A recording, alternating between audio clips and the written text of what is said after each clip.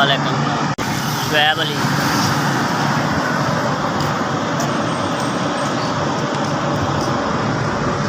Tissue बेच रहे 20 रुपये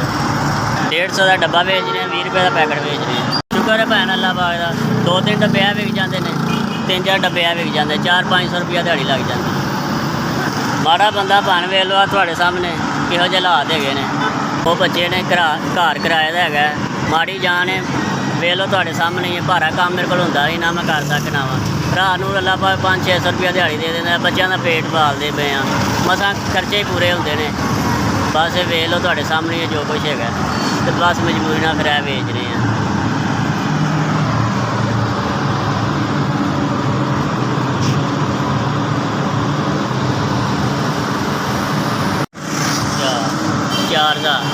चार हज़ार अल्लाह पाक उन्होंने तंदुरुस्ती देवे सेहत देवे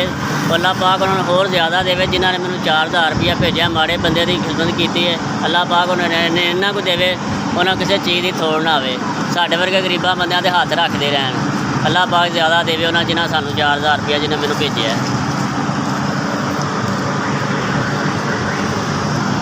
SVS मेहरबानी तुसीं तो मेरे तक 4000 रुपया चाया अल्लाह पाक तुहानू ज़्यादा दे बड़ी मेहरबानी।